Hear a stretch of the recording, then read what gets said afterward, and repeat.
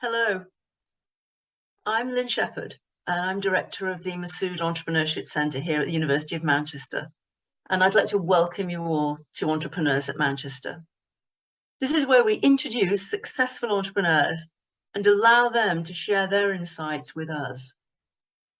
Here at the Masood Entrepreneurship Centre, we offer programmes and activities for students in all schools right across the University of Manchester. And our aim is to inspire and encourage our students to develop that all-important entrepreneurial mindset.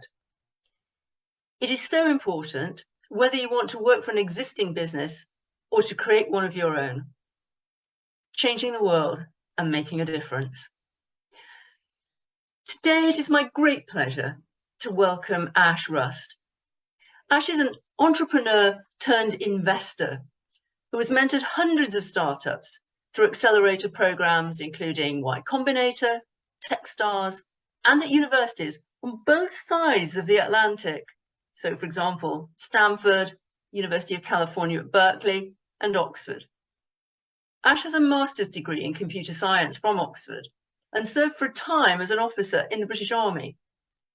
But he now lives in San Francisco and is the managing director of Sterling Road, a venture fund focused on pre-seed stage, business-to-business companies, very relevant for a lot of our students and early stage graduates. There will be an opportunity for Ash to answer your questions, so please do post them in the chat. But let me begin today's session by asking Ash to just briefly outline his career journey, and if starting and building a business was something he had always wanted to do. Ash, welcome. Thank you for having me, Lynn. Pleasure to meet you all. As Lynn said, my name is Ash Rust. I was born near Manchester in Blackpool, the Las Vegas of the North, as I'm sure you know. I went to primary school in Clitheroe. And as Lynn mentioned, I joined the army right after 9/11. So it was an exciting time, to say the very least. I'm fifth generation, so it wasn't just to do with September 11th. Ended up with a few degrees in computer science from Durham and then Oxford. And then right after Oxford in grad school, I then went to Silicon Valley, had some nasty failures. It was actually in 2008, right when the financial crisis was raging.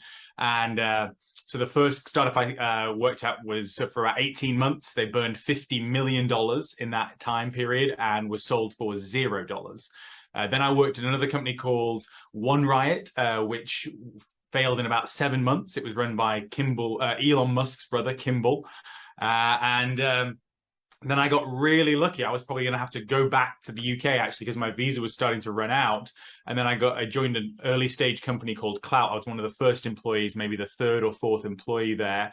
And that one sold for a few $100 million in 2013. It was one of the first social media analytics companies.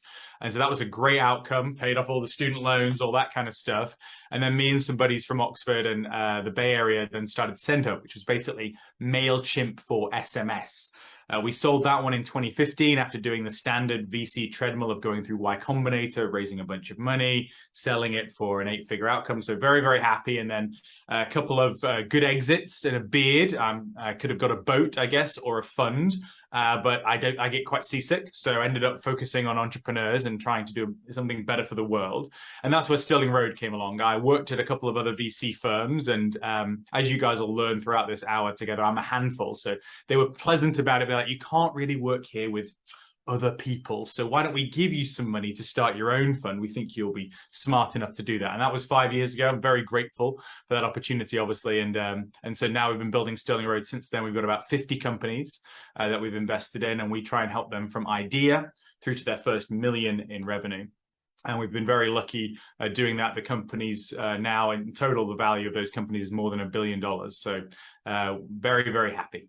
And in terms of answer your question, Lynn, directly about has entrepreneurship always been on my mind? I vividly remember when I was maybe 12 or 13 being told I wasn't allowed to go and like wash cars down the street to try and make a bit of extra cash. Resources were always tight in my family. I was raised by my grandparents. And I was encouraged to hustle for money, but it was more like working for other people. I wanted to do entrepreneurship, but it wasn't something that was my family advocated for. We did have a family business, but it was hard. And so everyone's like, you don't want to do that, right? Go be a lawyer. So if that was the advice then, so if your family was saying to you, oh, this is hard work, this self-employment, this, running your own business is hard, get a profession. What made you turn against that, really? Was it because you went to university and studied a subject that wasn't professionally focused, if you like, a computer science, science tech subject? It was a combination of necessity and nature. So I started university right when the tuition fees started coming in. And so I just simply didn't have the cash to survive university without generating money from a salary or wages, and working part-time seemed to destroy a lot of people's university experience around me. So I consulting and leveraging my existing skill set of on computer science and building websites, intranets, online testing systems for people. That was the obvious way to make money. And then, as soon as I'd gotten out of my house and gone to university, then I was, immediately tapping away on building things. So I think there was an element of nature in it.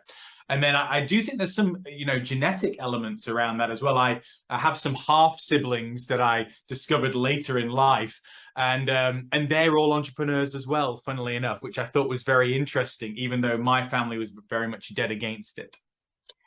Is that because what do you think are those skills that you have within yourself that have aided you in becoming an entrepreneur, a self-starter? And do you think those skills can be developed and learned? Yeah, I think the main skills for entrepreneurship are resilience and determination. And those are absolutely things that can be trained. I think the problem is that we don't choose to train them, right? If you would never expect someone to be able to do the math behind rocket propulsion without lots and lots of coaching and training. But of course, we expect someone to be resilient enough to take a company public, right, with zero help externally, which is just an extraordinary request. So I think that if you find yourself taking knocks in academia or in the workplace harder than perhaps your colleagues, that is something you can train yourself to get better at by leveraging mentors, by testing yourself in softer environments where there's lower consequences, taking on limited responsibility, for example, allowing yourself to fail, etc. And then determination is a lot to do with actually finding your passion. Many of us are guided by the inbound that we receive. Like you go to a careers fair and someone approaches you and gives you a leaflet. That should not be your job, right? That was them marketing to you. That's not you waving a magic wand and saying, I want to do this job and I'm going to go seek that out. If you do that latter case, then the passion piece and the determination piece is actually quite easy because you're really working on something that you care about deeply. And humans, just by virtue of your ancestors, right? There was an awful lot of people who survived an awful lot to get you to be alive. So all of that knowledge is encapsulated in you. You just have to give it a chance to flourish. Yeah, no, absolutely. Again, I think you hinted at something there, which is about not being defined by the subject that you're studying. Just because you're good at a particular subject area doesn't mean you have to spend the rest of your life in that area. And maybe you should be thinking a little bit more about what are the things you want, what do you want to get out of your life? And again, right. I think you made that point. Rather than somebody pulling you along, actually you finding your own direction. Exactly. And I think specifically with a software business, you don't need to be a coder. A lot of people limit themselves when they're thinking about technology businesses to whether or not they can actually build it themselves. And there's a lot of tools that will help you nowadays to do that. You can obviously get people to help you. But I think the main point is people want to be led. If you've got an idea and you're deeply passionate about it, you've been resilient enough to go through the customer research process and build demand. Even if that's all you have is demand and an idea, you'd be amazed at how many people want to follow that banner alone and help you out. You just have to go find your people. Yeah. And find those skills that complement yours, that help you to take it to that next stage. But I suppose in a way you were hinting there at something which is really important when you're thinking about a startup business or an idea in terms of, is there a customer? Who might want this? But the other thing, of course, is money. Will they pay for this? Or do they see the value in this? I know a lot of people now don't like to think about the word profit, but we do like to think about the word of value. and creating impact from what we do. So you had experience of a social enterprise as well that you were involved with. So just share some of that insight that you gained from that. Yeah, I mean, in the social enterprise work and impact work, I think that in general, it's going to be something where you have to accept that profit is not necessarily the first priority, but you're going to try and do the right thing. And when I think about those kinds of pursuits, I think the high-level message that I want to articulate to people is that by being capitalist, it doesn't exclude your ability to do that, right? A lot of these monopolies that I might criticize publicly donate 10, 15% of their profits to charity.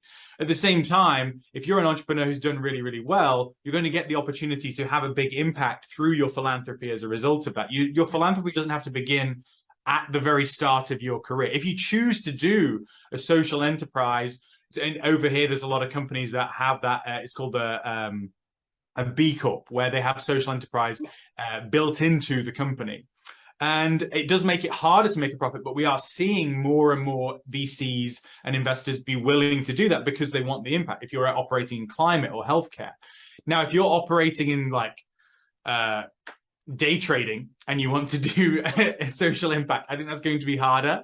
But I do think there's a lot of opportunities to do that. And again, I don't think it has to be at the expense of capitalism. I think it can go hand in hand. And so, yeah, that would be my main piece of counsel there. Yeah, no, it is hard.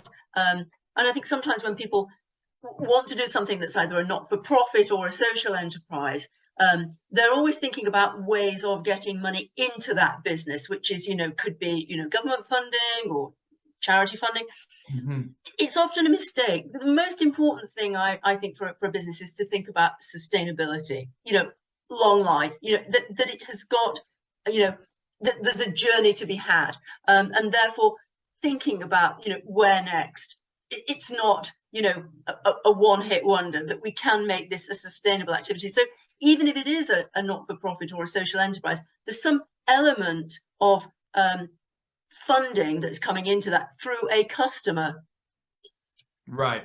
Recurring value. Yeah, critical. And it comes from those customer interviews early on. I think many of us have good hypotheses about what might be good ideas, what people might need or might be good for the world. But how much time have you actually spent talking to people who are going to be your customers? And if you talk to 200 people, there's a really good chance there's 20 customers for you within that group by themselves. If you talk to 10 people, well, then we might be down to 1 or 2 potential customers, and you're really limiting yourself right away. Yeah. So when you started out, Ash, what help did you get when you were starting out? What was the most valuable help that you received? Was it funding? Was it advice? So my honest feedback is early on, I didn't get a lot of help. And when I was in an undergrad, and as I mentioned, my family and friends weren't necessarily that enthused about entrepreneurship. The university wanted me to get good grades and get a job working at, probably some kind of Boeing or a defense contractor or something like that. It wasn't until I got to grad school, I got very lucky one day that I ended up at a dinner that one of my friends had organized, and I discovered how mentors can be useful and can actually change your career. So I'd say that you don't necessarily have to expect the university or your organization to provide you with mentorship, with help early on. It's going to come from all kinds of different places. Public role models, I don't necessarily believe in. I think when you meet your heroes, you'll find they are warts and all, as I've experienced. And maybe I'll give a quick anecdote about this. So one mentor that's been particularly useful to me was a guy called Lauren Walters. So he really changed my life. I met him back in 2007. He was visiting his son at Oxford at the time. He'd come to dinner at our house, invited by a roommate of mine, and took an immediate interest in me. The roommate that had invited him, he'd actually been the person that had helped him get a Rhodes Scholarship at Oxford. So I explained to him that I had this dream of living in Silicon Valley and wanted to work at a startup there. And he was willing to help. Now, back in 2008, during the financial crisis, no startup wanted to front thousands of dollars for a visa only to wait on the US immigration system. Every big company that I had wanted to go and work for wanted me to work in Europe, in London, for a long time. So I'd begun to accept my fate that I was not going to make it to America, despite how determined I was. And Lauren decided to advocate for me all across the country. I got interviews near his house, in Silicon Valley, in Concord, Massachusetts. In one time, in fact, there was an interview in Concord, Massachusetts I couldn't get to. I had no plan to get there. He lent me his car, let me stay at his house overnight alone with just the family dog. I was so scared of crashing the car, I smoked a whole pack of cigarettes on the drive. Sorry, Lauren. So time marched on, still no offers in the United States. I'd basically given up. He could hear the weakness in my voice, and he promised my patience would be rewarded. And he pushed and pushed with a friend of his out here in Menlo Park, a lawyer, very powerful lawyer called Frederick Barron. And now this guy initially dismissed my resume. You know, student wouldn't want to spend the time on that guy. Lauren pushed and pushed and pushed. And eventually the guy took a look, forwarded my resume to one of his clients, who ended up being a really well-funded startup in Silicon Valley that applied for a visa for me, got me over in May 2008. And that was the beginning of my career. So one mentor really changed my life. Yeah, it's amazing, isn't it? How sometimes serendipity, you know, just one lucky call, one lucky meeting can make all the difference. But even though that's the case, you had to be determined and you had to know when to say yes. I mean, so often I think, you know, opportunities arise and people don't know whether to go for them or not. So there's that reticence in terms of, you know, shall I or shan't I do that? And so it's having that, I think, that confidence in terms of the direction of travel. And that's a difficult area. And I think it's something that employers want from graduates. They want an amount of confidence. They don't want arrogance, but they want confidence.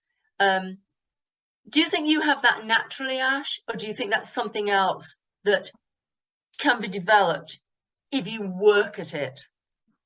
Yes, I think I was lucky to be blessed with it early on, for sure. But it's definitely something I have to work on all the time. Public speaking doesn't come naturally to almost anybody, but it is something that you can work on. Having confidence in your ideas can come from research, from debate, challenging yourself in safer environments. And so doing small things like signing up for Toastmasters, a global public speaking organization, is just a really easy way to get yourself started on that.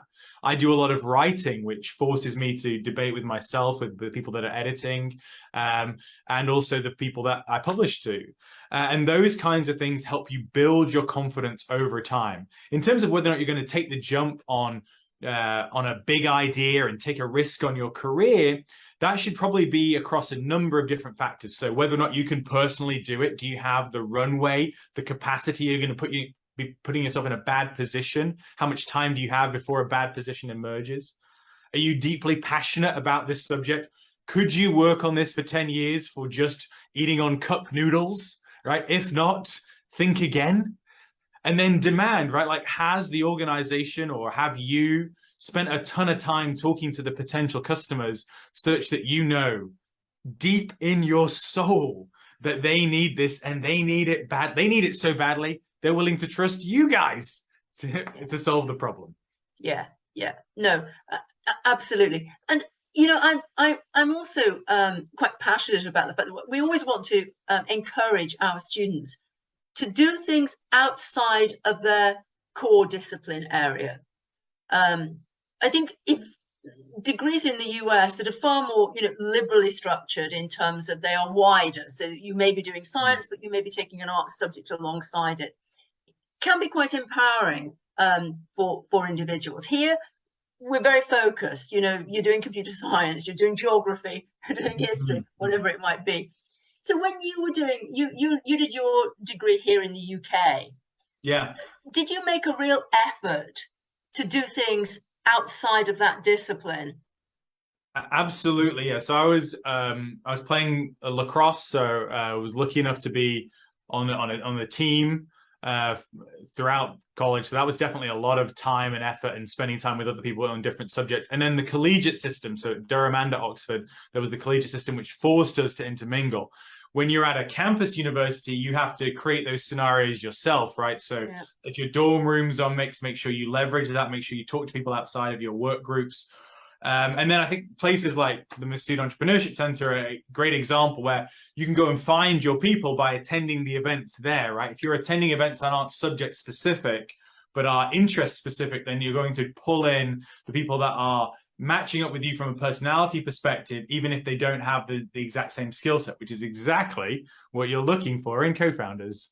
Yeah, exactly. And we deliver an awful lot of taught units for students across the university. So, it's really, really beneficial for a student who is taking, physics, for example, to come to one of our taught units, because then they'll be sitting alongside in class with people from lots of other schools across the university, rather than just working with other physicists. And it begins to develop that when you're working on enterprise entrepreneurship taught units, your assignments are all going to be around ideas generation, opportunity spotting. Is there value in this? What are organizations doing to think about their stakeholders or their customers? So there's a lot of learning that you can get from that, which is outside of that core subject. And I think that is something that is so important for people. And they get credits towards their degree for that, Lynn? Sorry, do they? They get credits towards their degree for that? Yeah, they get credits. Everyone on this line, you should be doing all of those for sure.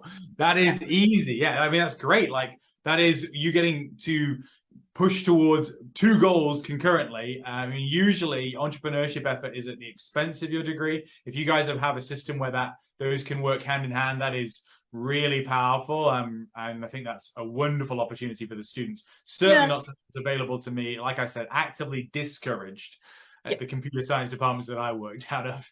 Yeah, well, you and me both. I mean, we're of an age when universities didn't offer that as part of the curriculum, if you like. But now most universities, and here at Manchester we do, these electives are available as part of your degree. So you could take a 10 or 15 credit elective unit in each of the years of your study, and you can decide what that might be. You might want to do something around, health economics, even though you're doing engineering. You might want to take something in enterprise entrepreneurship. So yeah, I think it is a real advantage for students to think outside of that core discipline. Not that I'm trying to persuade engineers to not be engineers. I'd like them to be good engineers. Well, a big part of engineering is communicating with the product team and the customer service team on what's going on. If you're not getting that experience in your degree, then you're going to have to learn it the hard way in the workplace. That may cost you your progress. So you're getting it. I'm working hard at university is a great advantage. I'm a beneficiary of that. But the relationships that I made at university were much more important. My co-founders in my last business were the people that I met at university. That is probably more important than the degree, if I'm honest. Yeah. It is all about the people. Business is all about the people. The idea is important, Ash, don't get me wrong, but it's also about the people that work alongside you to make that happen. It's about that passion and work ethic. Nothing happens without hard work. There are lots of great ideas out there, but unless people can put the effort in to making it happen, just going to fall by the wayside. So you mentioned a mentor. Do you have a role model as well? Is there someone that you look up to? Well, so I don't really advocate for that. I have to be honest. I find that those people that I've encountered in real life, again, after having perhaps them being elevated by the media or situations, again, your heroes are just humans in person. So I prefer to think about it as I have 3 mentors who are much older than me, done very, very well in the same industry as me. And I communicate with them usually once or twice a month. And then we make sure we meet in person or do a longer phone call at least once a quarter.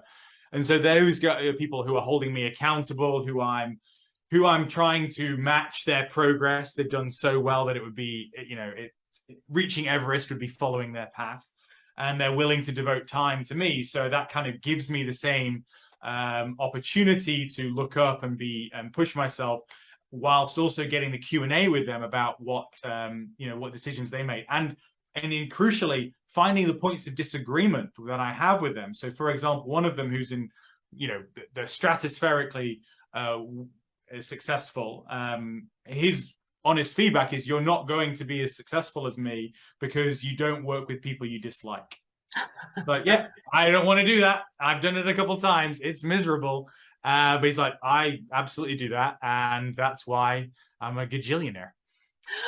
My goodness me. I didn't even know there was a word like that. Yeah, I didn't really say that, but that's me doing some poetic license, Lynn.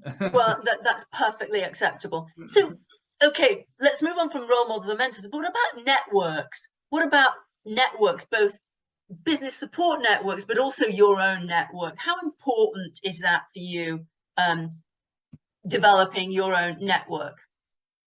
Yeah, I think that outside of just the research that shows how important networks are to humans and their success, it is just, like all of my personal experiences that it's been incredibly valuable. Almost all of my time on marketing is spent to the broader public, but almost all of our investments are personal referrals based on my personal network. So even though we have a whole team of people doing this, even though I'm spending my time now doing this, we still find that my personal network is the most fruitful. And that is obviously based on decades of work. So you really must work on this.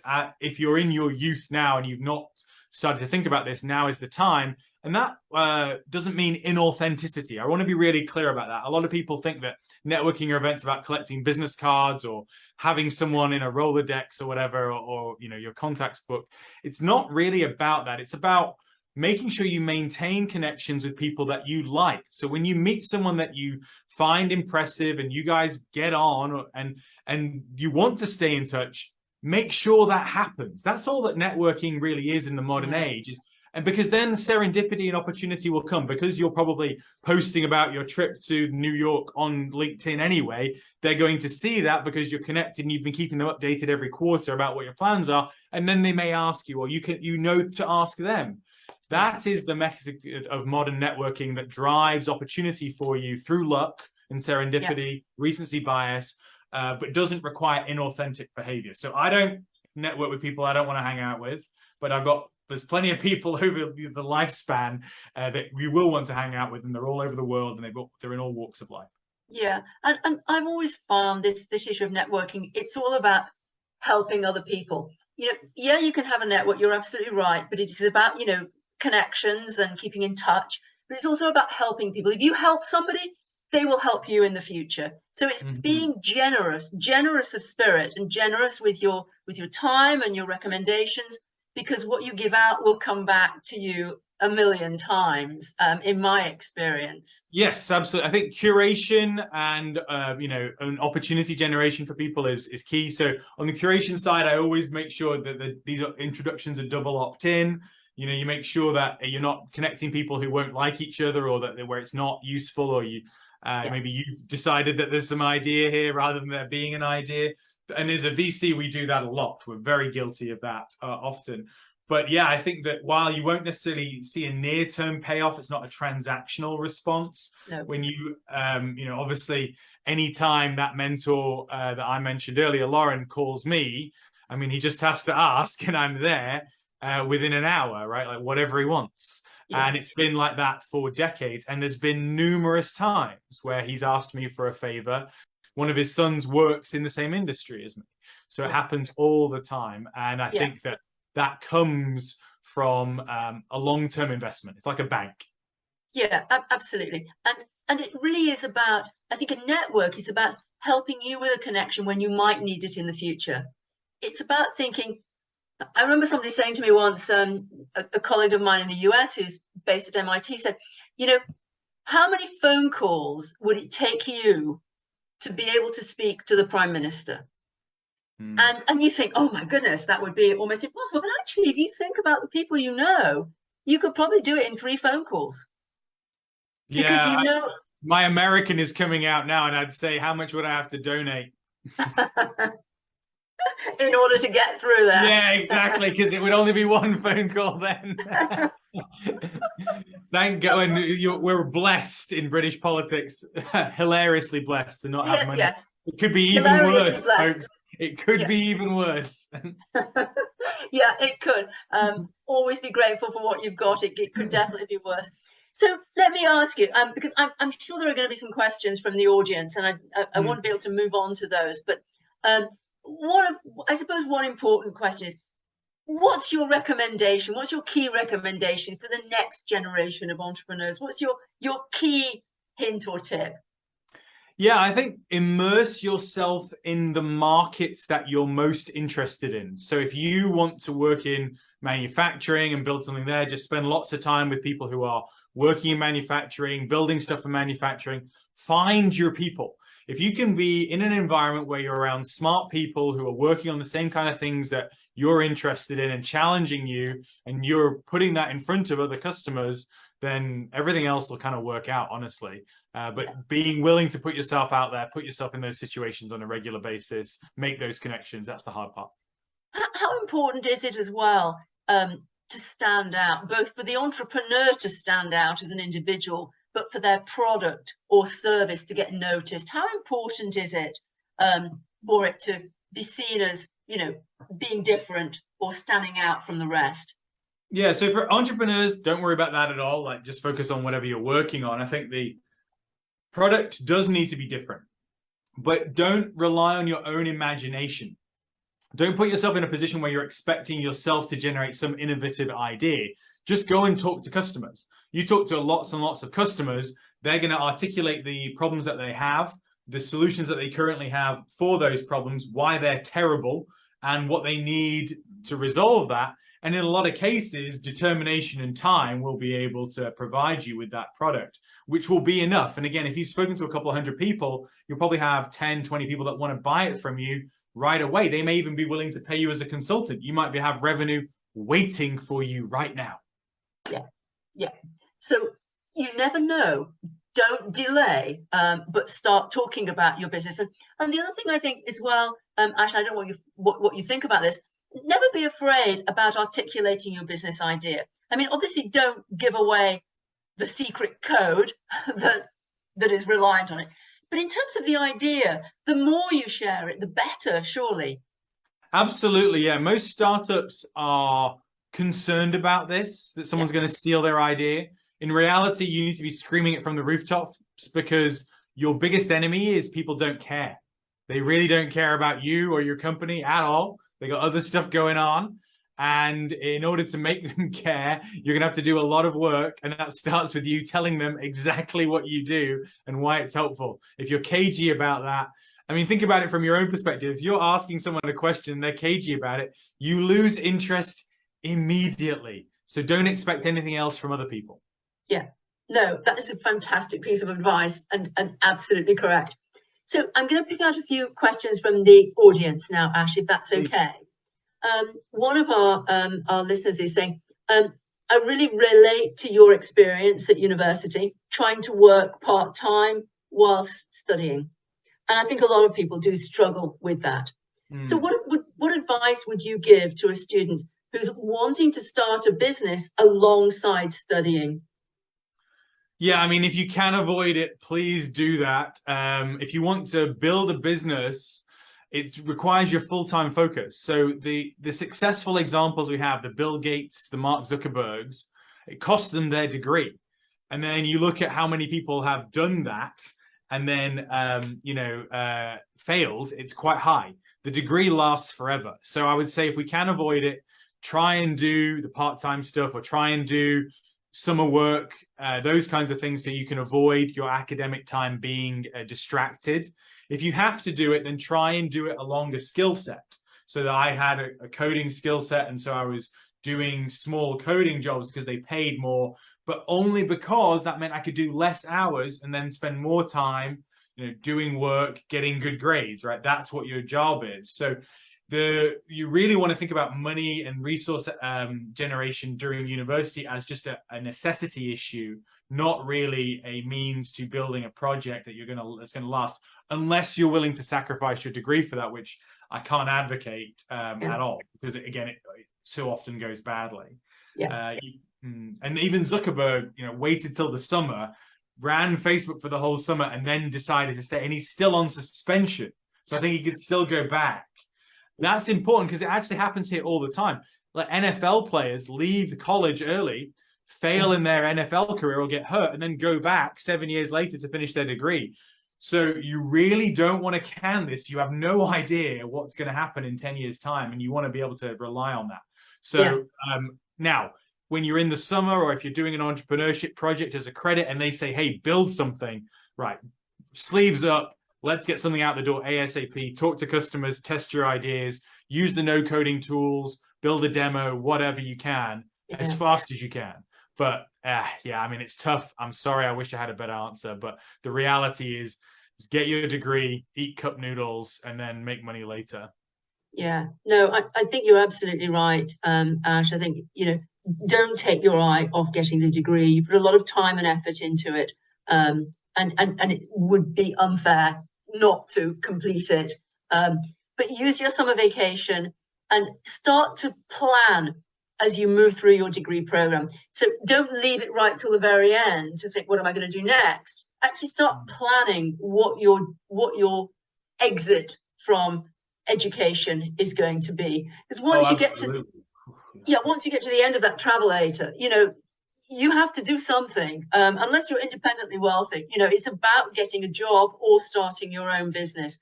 So start to plan and prepare for that. And there's so much you can do.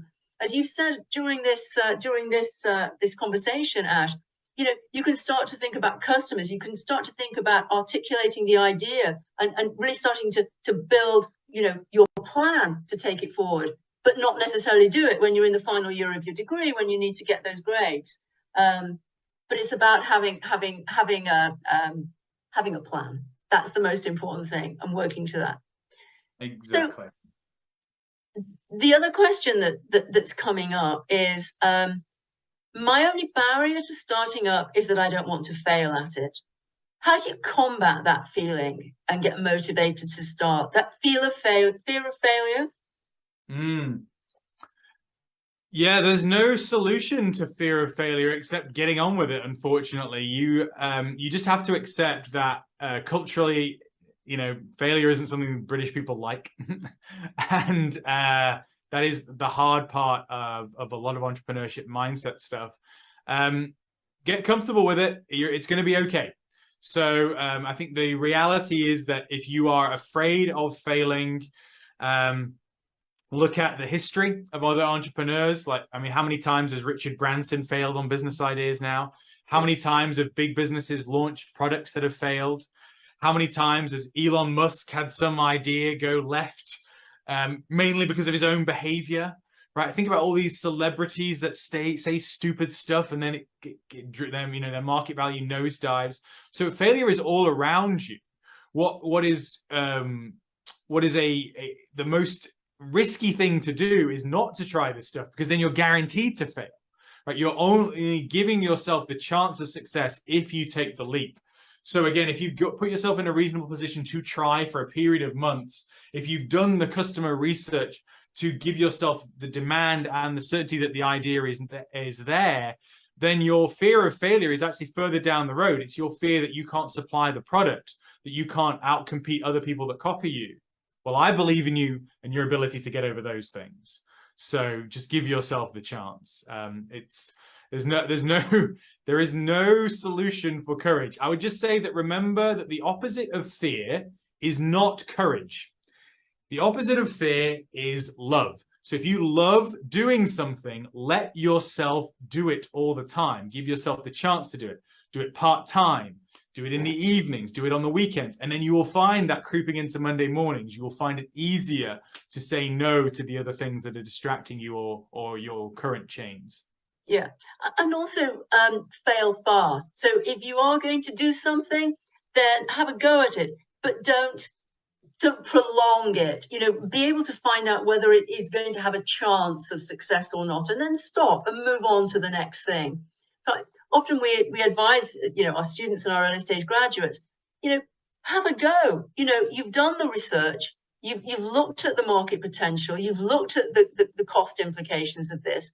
So have a go, but do it quickly. If it's not going to work, then stop and move on, rather than spend the next 5 years trying to do something that is not going to work in the market for whatever reason. So is that failing fast, isn't it, really? What motivates you to start, though? What's the first instinct that motivates you? Is it because is it because you're passionate about the idea? You've mentioned that before, Ash, and I think that's probably the answer. I've probably given you the answer myself. It is find something you're passionate about, which gives you the natural motivation. Exactly. And then that'll push you to do the research, and then your passion will build trust in those research conversations, which drives demand. And then we get to your point, have a go. There's demand, there's an idea, there's time. So let's try it. In most cases, it's probably not going to work. So we're going to iterate. And then we set goals against how much progress we need to make within a reasonable time period to decide, yeah, this idea is or isn't going to work. And you'll know very, very quickly if you can't build something, or if there's not demand for something, or if people can't pay you for something. It's just a matter of being honest with yourself, and the goals, maybe on 2, 4, 6 week timelines, those allow you to hold yourself accountable, so you don't use emotion to make those decisions. No, such fantastic points. We've now got a question which takes us into kind of the funding area. So Ash, this is your area of expertise, and we've not spent much time talking about that. So maybe as we begin to move towards the end of this conversation, we can talk a little bit more about the funding area. So one of the questions is, what are your thoughts on the funding landscape for early stage businesses, for that kind of pre-seed stage? What are your thoughts on that? And then I'll come on to the second part of the question. So what are your thoughts on that? Yeah, I mean, it's a bad time right now, for sure. We had a very good time in 2020 and 2021. This is about as bad as it's been for 10 years. So that's the hard part.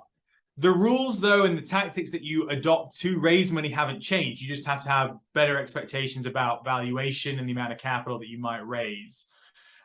So for most people, I think that they think about funding as going to big investors in, the city center, or going down to London or something. And that's not how most companies are actually funded. Most companies are funded by angel investors early on, and that usually is driven by some kind of affinity. Of course, the most common response I receive to that answer is, oh, well, I don't know any rich people, Ash, so your advice is worthless. And of course, there is many, many other ways to find people, even if you don't have independently wealthy people in your network. First of all, you absolutely do. So anyone that you go back through from high school, university, any workplace that you've been in, there will absolutely be independently wealthy people. You can think about it from like the vacations that they were taking, where they live, those kinds of things. And those people will want to hear from you. They will remember how able you were, how talented you were, and their family wants these kinds of opportunities. You're making them look smart. Then you've got local affinity, organizational affinity. If there's any famous, and there's many, many famous alumni from Manchester, right? All of them, if you're an alumni from Manchester, would want to hear from you, and they're likely to open that email that comes from Manchester alum, saw you on the alumnus, need your help, great entrepreneur. You plume up their feathers, you tell them how wonderful they are, you might get 15 minutes. And then people who've raised money, even if you don't know any rich people, there are charities and faith groups in your hometown, wherever you live now as well. All of those people have to raise millions of pounds per year to survive. They are experts at it, and that means they know lots and lots of wealthy people. And this is just a sample of the list. If you want to get the full list of how to do this, the blog post, Google Ash Rust, my name, and where to find angel investors. So the environment is tough, but the rules haven't changed. And even if you don't think you know any rich people, tough, we can find them for you. Yeah, but you'll find in your connections and networks, family, friends, people you've come across during university, there will be people in that list that will be there who can help and connect you to the next batch of individuals that you need. Exactly. But if you're thinking about this kind of early stage funding, there's also accelerators as well, because actually you were part of Y-Combinator. There is the Entrepreneurs First. In London, so there's lots of accelerator programs that will help with that early stage, because I think being honest, it's not about a lot of money at the beginning. It's about small amounts of money that keep you alive and just keep your idea growing and building. So is that really an important aspect for our startup entrepreneurs to be thinking about, whether it's competitions or accelerators? What do you think? Yeah, I think the accelerator programs is certainly what I advocate. It was a great process for me. They're expensive on equity. That's the main complaint. But if you're going to one that gives you a six-figure check or has a great deal of prestige, like Entrepreneur First, then it's worth it. It's kind of like, Harvard's expensive, but you should probably still go if you get in. With competitions and other programs, just make sure it's worth your time and money. So if it's a competition for £1,000 and you've already raised £50,000, probably not worth your time. If it's for your first £1,000 check, that makes a lot of sense. Yeah. Well, some pitch competitions are really valuable. They might be £25,000 or £50,000, and you may not have to show up even in person. Yes, apply to that. That should be treated in the exact same way as an angel investment. When you get the feedback panel, you are lapping all that up, right? Like whatever they need to be satisfied for your competitive result. And you, by doing all those kinds of practices as well, you are giving yourself a much better chance with other investors that you meet. You'd be amazed at how many founders that I work with have to do 100 meetings to raise a fundraising round, and all of the yeses come in the last 10 meetings. So it's just a very, very tough journey to get kicked in the teeth 90 times, but that practice is very, very valuable. Those pitch competitions give you an awful lot of that very quickly. Yeah, and also it helps you articulate your idea in that kind of, that being able to outline your idea succinctly and with impact in a short period of time. You can't practice that often enough. And so, yeah, I definitely advocate competitions, certainly for those of our students and graduates that are just starting out on this journey. Free money is great, particularly when there's no equity involved in it. And we have competitions here at university that we don't take any equity, really good prizes. But also, it's not just the prizes, it's the additional training and support and links to advisor networks that is so valuable. And that's what you get from a lot of those. One of the questions on here is that the market now seems to be asking for profitability rather than growth. Is it because investors are looking for an exit rather than to grow a business? What was your view on that? No, that's not. They want profitability because, as you mentioned earlier, Lynn, they want sustainability. That's what that really means. And so they do want your business to grow and become a public company over time, but they're not of the same mindset of the last 2 years where it was grow at any cost because there was so much money available. Now what they want to assume, and an investor is likely to assume that your business may not be able to raise another round of funding. So if they give you this round of funding, is it sustainable through to when you might go public, even if that's a slower path because of the realities of the market? So that's the uncertainty that we have right now. Is this a 2008 style recession or a 2001 style recession where it was 5 to 6 quarters of massive drama and then kind of the economy bounces back? Or are we talking about the 1970s or what Japan saw in the 1990s, where we have a really long drawn out period of uncertainty and difficult scenarios?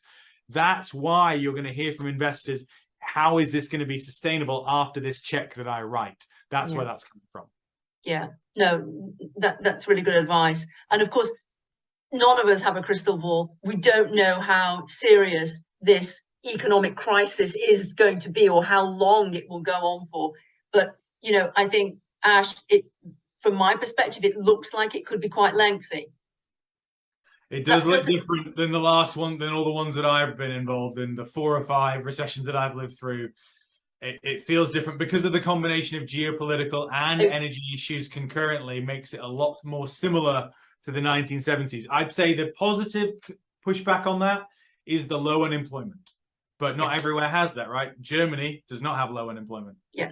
In the UK, we do have low unemployment. So, it's important that we maintain this kind of talent pipeline. But isn't this the time when entrepreneurs can really make a difference? Because they're able to pivot and move more quickly than the very large companies. So they can take advantage of opportunities that present themselves in times of great challenge. Yeah, absolutely. The best companies are founded during these times. So 2009, we had Square, MailChimp, WhatsApp, Slack, all those companies founded in 2009. Those are category defining companies, and they were created because obviously in that scenario you have to be very good. You can't do anything that's superfluous. You have to be very focused. Only the best companies are going to survive, so you get less competition. Yep. in those environments. So yeah, I mean, this is a great time to start a business. I would love to fund it. Well, that's what we want. That's what we want to hear in our final point. That just one final question. This probably just takes a couple of words as an answer. Mm-hmm. Do I need to make a prototype before going to investors, or should I just pitch my idea first? You need to go to customers first. So demand is more important than a prototype or an idea. So as an investor, if you come to me with an idea, I don't really care unless you've got the technology and it's really doing well. The prototype better have an amazing demo if you're going to rely on that. Much more interesting to me is not technology searching for a customer, is customers in demand and then the capacity to build for it. So please hear me on this. Talk to customers first. Once you have that demand in hand, investors will be very excited to chat. Ash, it has been a delight to talk to you today. I know here it's this evening almost now. Where you are in San Francisco, I'm sure it's early morning, and probably the weather's a little bit better than it is here in Manchester. But I just thank you so much for taking the time to talk with us and for sharing your thoughts. Yeah, I've enjoyed every minute of it. So just finally, Ash, I'd like to ask, I know Sterling Road have got quite an exciting opportunity for our startups here in the Northwest. Please just explain what that is. And I know then my colleagues will add that to the chat and we'll put it on our website so that our students and graduates who are listening to this will be able to access and connect with you. So what's this exciting offer? Perfect. Yeah, thank you. So we have the Northwest Grant. So this is focused on teams based in the Northwest. It's £1,000 free money. All you have to do is apply. It'll take 10-15 minutes to apply. We've already been handing out grants. We've done 6 so far. A lot of them to university students just like you. So if you're working on a project, you need a little help just to get going, to get started, please apply. Genuinely, whatever you want to use it for. When I went to university, I was studying computer science and didn't have an internet connection at my residence. So I felt the pain personally, and we want to be helpful now. We also offer idea stage investments. So if you're a little bit further along, £25,000 investments going up to £150,000 investments, £250,000 investments at the pre-seed. We even wrote a $16 million check last year. So we can help you with capital right the way through your journey from idea to IPO. And we'd love to start that off with a £1,000 grant if you're just getting going on something. Well, that sounds very exciting. And I know if I wanted to start a business now, although I don't think I'm going to go back to do that. I've had 3 of my own businesses so far, but I'm probably not going to do that. I'm going to leave that now to my kids to do that. But definitely, I would want to take advantage of that because it's great to have not just the money, but the connections as well and the support that brings alongside. And I think when somebody else says, yeah, I think that's quite a good idea, we'll put a little bit of money into it, gives you confidence and builds your confidence in terms of moving that business to the next stage. So there is no downside to it. Ash, it's been fantastic. We want to maintain contact with you. I want everybody on the call to continue to connect with us here at the Masood Entrepreneurship Centre. Please look at our website, www.entrepreneurship.manchester.ac.uk. Look out for other events we plan throughout the year. We've got a range of programs, both on curricula in the next semester. Please think about doing an elective unit with us. But also we have competitions running in the second semester. We have a business startup competition, Venture Further, with really significant prizes that can be won. And again, no equity. It's money to help you get your idea to the next stage. So please connect with us so we can help you develop your business, but also help you develop your employability skills so you can make a difference in the world, whatever you do, whether you start a business or whether you want to be working for one of the existing businesses that we have, but making a real difference and making an impact. So hope to see you again at future events. Like us on Facebook, follow us on Twitter, and take care. Have a safe journey home, and thank you very much, and good night. And Ash, thank you enormously for sharing your time with us today to talk to me. Thank you. Thank you for having me. Great to meet everyone. Fantastic. Thank you.